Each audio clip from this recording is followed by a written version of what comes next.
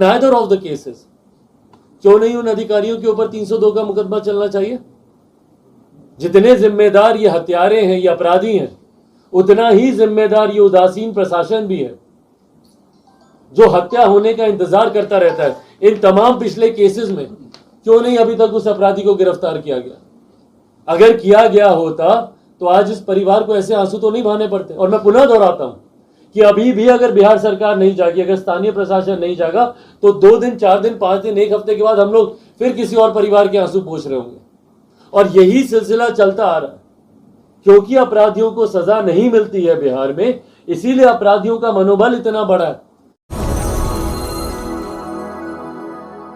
पटना में हुए चर्चित शूटआउट में घायल नीलेश मुखिया की मौत पर शनिवार को सांसद चिराग पासवान ने मुख्यमंत्री नीतीश कुमार को खुली चुनौती दी कि अगर हिम्मत है तो इन 2 बच्चों के सामने आकर बोले कि बिहार में सब ठीक ठाक चल रहा है। इसके बाद चिराग पासवान उनके घर से ही मीडिया से बातचीत की और हत्यारों को गिरफ्तारी की मांग की। चिराग पासवान ने कहा कि औसतन एक दिन में 1 हत्या पटना में हो रही है। पूरे बिहार की तो बात ही नहीं कर रहा हूं। मैं मुख्यमंत्री नीतीश कुमार और उनके डीजीपी से मांग करता हूं कि नीलेश मुखिया हत्याकांड का स्पीडी ट्रायल हो और दोषियों को फांसी की सज़ा दिलवाई जाए। सीएम नीतीश कुमार पर निशाना साधते हुए चिराग पासवान ने कहा कि दिन दहाड़े एक शख्स को अपराधियों ने 7 गोली मार दी गई। 23 दिन बाद उनकी मौत हो गई। अब तक न मुख्यमंत्री आए और न ही डीजीपी।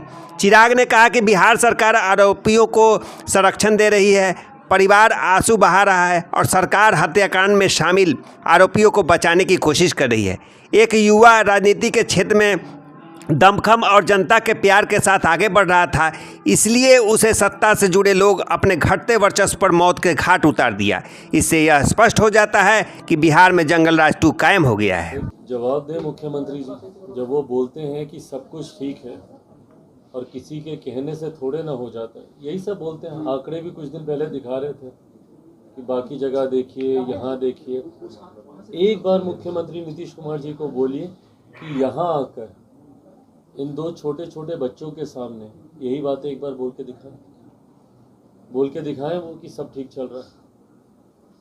एक किसी पीड़ित परिवार से मुख्यमंत्री नीतीश कुमार जी मिल लें तो उनको समझ में आएगा कि आज उनका बिहार, जिसका प्रतिनिधित्व पिछले 18 सालों से निरंतरता में वो करते आ रहे हैं, छलनी हो रखा है बिहार। कौन सा ऐसा बिहार का गांव है जहां पर हत्या का मातम ना मन रहा? ना जाने अनगिनत माओं की गोदें सुनी हुई हैं, बच्चों के सर से उनके पिता का हाथ हटा है, कितनी मांग उजड़ी है, इसका शायद मुख्यमंत्री को अंदाजा भी नहीं है। और शायद वो अंदाज़ा लगा भी नहीं सकते। क्यों? क्योंकि उन्होंने कभी किसी बिहारी के दुख दर्द में शामिल होना ज़रूरी ही नहीं समझा। भाई मैं आज यहाँ पर आया हूँ, मेरी कोई हैसियत नहीं है, मैं कुछ नहीं कर सकता। बिहार सरकार का मैं हिस्सा नहीं हूँ और जो भी भारत के संघीय ढांचे को समझता है वो जानता है ये पूर्णतः राज्य सरकार के अंतर्गत आने वाला ये विषय। पर मैं कितनी मदद कर पाऊँ, नहीं कर पाऊँ, दुख बांटने से कम होता है, इस सोच के साथ मैं हर उस परिवार के साथ खड़े होने का प्रयास करता हूँ। जब मैंने भी अपने पिता को खोया तो जिन लोगों ने मुझे सहारा दिया, मैं समझ सकता हूँ भाई कि उस वक्त एक छोटा सा भी सहारा आपके लिए कितनी बड़ी ताकत बनता है। ऐसे में सोचिए अगर मुख्यमंत्री नीतीश कुमार जी अगर ऐसी घटनाओं पर जाते। कल भी मैंने सिर्फ अपराध को लेकर फेसबुक लाइव पे, कल हम बैठे थे थोड़ी देर और इन्हीं तमाम बातों का हमने कल वहाँ पे जिक्र किया। मुख्यमंत्री नीतीश कुमार जी का ऐसी जगहों पर जाना या ऐसे पीड़ित परिवारों से मिलना परिवार को तो न्याय की आस बांधता ही है, पर सोचिए उन अपराधियों के मनोबल कितना टूटेगा कि भाई उस राज्य का मुख्यमंत्री, जो उस राज्य का गृह मंत्री भी है, वो कम से कम उस पीड़ित परिवार के साथ खड़ा है। आज इतने दिन बीत जाने के बाद, कितना 24-25 दिन बीत गया, 26 दिन बीतने के बाद भी आज भी मुख्य आरोपी फरार है। और ये किससे छुपा हुआ है भाई? परिवार 2018 से लगातार स्थानीय प्रशासन को लिखित रूप में इस बात की जानकारी दे रहा है कि उनको आशंका थी कि उनके साथ कोई अनहोनी हो सकती है। बार बार लिखित रूप में ये तमाम बातें दी गई हैं। नीलेश जी ने खुद कई बार इस बात का जिक्र किया है और उनकी लोकप्रियता, बढ़ती लोकप्रियता, हर राजनीतिक व्यक्ति जो थोड़ा बहुत भी राजनीति से जुड़ा हुआ है, भाई हम लोग भी जुड़े हुए हैं, हर राजनीतिक व्यक्ति ये जानता है कि वो कितने लोकप्रिय थे। ना दिन देखा ना रात देखा, समाज, क्षेत्र, प्रदेश के लोगों को जब उनकी जरूरत महसूस हुई एक पांव पर खड़े होने वाले वो व्यक्ति थे। और आज उनकी इस तरीके से निर्मम हत्या कर दी जाती है और 26 दिन बीतने के बाद भी आज भी आरोपी खुलेआम घूम रहे हैं। किस तरीके का लॉ एंड ऑर्डर है ये प्रदेश में, बताइए। और ये वो एक ऐसा नाम जो कि लोकप्रियता में है, जो जनप्रतिनिधि की भूमिका में है, जिनका परिवार समाज सेवा में रहा, उनके पिताजी रहे, उस परिवार को अगर न्याय मिलने में अगर इतनी मेहनत, इतना कष्ट उठाना पड़े तो सोचिए फिर एक आम बिहारी का क्या होगा। और यही कारण है क्योंकि पीड़ित परिवारों को न्याय नहीं मिलता। इससे पहले भी जो आरोपी हैं भाई, उनके ऊपर अगर पहले ही कार्रवाई हो गई होती तो आज संभवतः ये घटना नहीं घटती। और आज भी अगर कार्रवाई नहीं होगी तो 2 दिन, 4 दिन, 1 महीने के बाद फिर हम लोग ऐसे ही किसी और परिवार के साथ बैठे होंगे, क्योंकि उस परिवार की हत्या फिर इन लोगों ने कर दी होगी। ये सिलसिला तो कभी रुकेगा ही नहीं जब तक आरोपी पकड़े नहीं जाएंगे। इसीलिए हम लोग मांग करते हैं भाई, इससे पहले जितनी जगह अगल बगल के थानों में जाइए, परिवार ने पूरा लिखित रूप में दिया कि उनके ऊपर किस किस हत्या के और कितने मुकदमे चल रहे हैं। अगर उसमें अगर उनको सजा हो गई होती, कार्रवाई हो गई होती, या प्रशासन इतना मुस्तैद होता, यहां पर आप निकाल के देख लीजिए कितने ऐसे लोग होंगे जिनके पास संभवतः हथियार नहीं होने चाहिए, उन लोगों के पास हथियार चले जाते हैं, उनको हथियार के लाइसेंस भी मिल जाते हैं प्रशासन के माध्यम से। पर जिनके ऊपर खतरा है वो निरंतरता में आवेदन देते रहते हैं। स्थानीय जनप्रतिनिधि भी उनके बारे में कहते रहते हैं, पर स्थानीय प्रशासन को उनको आर्म्स लाइसेंस देने में दिक्कत होती है, या उनको किसी भी तरीके की सुरक्षा मुहैया नहीं कराई जाती।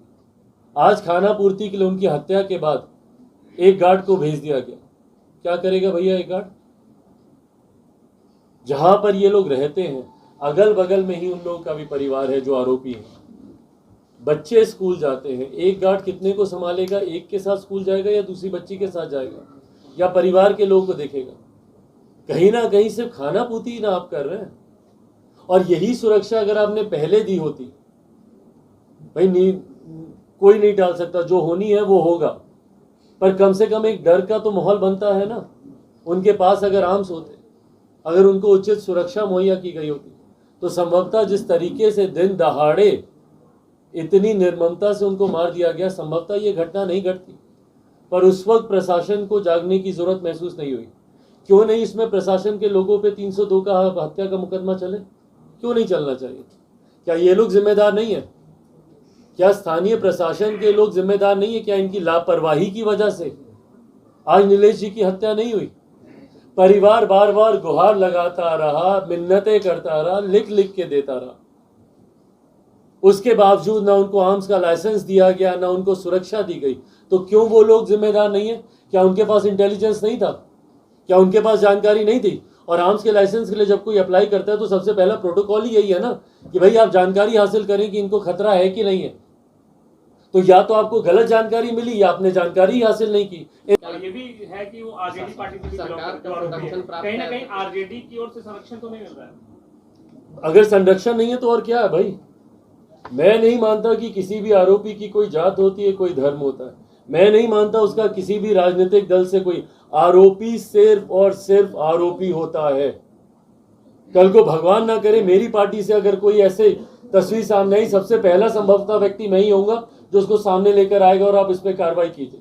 ऐसे अगर वो किसी राजनीतिक दल से भी जुड़ा हुआ व्यक्ति है जिसके ऊपर आरोप है, तो क्यों नहीं उस पर कार्रवाई की जा रही? और नहीं कार्रवाई करना ही दर्शाता है कि संरक्षण प्राप्त है इन लोगों को। 26 दिन हो गए भाई, वही हम कह रहे हैं। 26 दिन के बाद भी अगर आरोपी पे कार्रवाई नहीं हो रही है तो कहीं ना कहीं संरक्षण ही है ना, क्योंकि वो सत्ताधारी दल से वो व्यक्ति जुड़ा हुआ है। इसीलिए आप उस पर कार्रवाई नहीं करना चाहते हैं या करने से आप डर रहे हैं। कारण जो भी हो, आप अपराध को तो बढ़ावा दे ही रहे हैं। इसीलिए जब जंगल राज कहा जाता है, इसीलिए जंगल राज कहा जाता है क्योंकि ऐसे राजनीतिक दल हैं सत्ता में जिनके पार्टी से जुड़े हुए लोग ऐसी घटनाओं को अंजाम देते हैं और उसके बाद उनके ऊपर कोई कार्रवाई नहीं है, इसीलिए जंगल राज कहा जाता है। एक बड़ा मामला जो निकलकर सामने आया कि भाई क्षेत्र वाइज वर्चस्व होता है, बैनर पोस्टर नहीं लगाने दिए जाते हैं, क्या लगता है कि वाकई इस तरह की गुंडागर्दी जो है? तो भाई गुंडागर्दी तो है ही। हमारे पार्टी के कार्यकर्ता ने अभी आपके सामने इस बात को प्रमुखता से बोला कि हम लोग की पार्टी के बैनर पोस्टर होर्डिंग नहीं लगते। आज इनकी नीलेश जी की हत्या क्यों हुई भैया? एक युवा जो कि राजनीति के क्षेत्र में दमखम के साथ और जनता के प्यार के साथ वो आगे बढ़ रहा है, इसीलिए ना हत्या की गई। अगर ये नहीं इस तरीके से लोकप्रिय होते, नहीं चुनाव दर चुनाव जीतते रहते, नहीं व्यवसायिक तौर पर ये इतने मजबूत सक्षम होते, तो आज नहीं इनके ऊपर कोई ऐसी घटना घटती। पर जिसका वर्चस्व बढ़ेगा, स्थानीय ऐसे असामाजिक तत्व के लोग हैं जो अपने घटते वर्चस्व को बर्दाश्त नहीं कर पाते। आज भैया लोजपा का बैनर पोस्टर यहाँ पे क्यों नहीं लगेगा? क्यों? ताकि दूसरी पार्टी का वर्चस्व ना आ जाए। ये तो राजनीति है ही, पर इस विषय को मैं राजनीति में नहीं उलझाना चाहता। शुद्ध उस व्यक्ति को एक अपराधी के तौर पर देखा जाए, ना किसी राजनीतिक दल के पार्टी के पदाधिकारी के तौर पर, ना किसी पार्टी से जुड़े होने के नाम, क्योंकि जैसे ही आप देखने लगेंगे उसको संरक्षण मिलने लगेगा। और इस दृष्टि से देखा जाता है, इसीलिए अभी तक अधिकांश अपराधी खुलेआम घूमते हैं। बिहार में जितनी हत्याएं हुई हैं भैया, वो धन बल पर ही होती है ना, क्योंकि वो लोग धन से, बल से, मसल पावर से वो लोग सक्षम होते हैं और उसी का लाभ वो लोग उठाते हैं। राजनीतिक संरक्षण सत्ताधारी दलों से उन लोगों को मिला होता है और उस पर कोई कार्रवाई नहीं होती। क्यों अभी तक स्थानीय प्रशासन के लोग क्यों नहीं बोलते भैया? क्यों इनके परिवार को बार बार बोला जा रहा है बस 2 दिन और 3 दिन और 1 हफ्ता और, करते करते करते आज आप 4 हफ्ते बीतने को आ गए और अभी तक कार्रवाई नहीं हो रही है।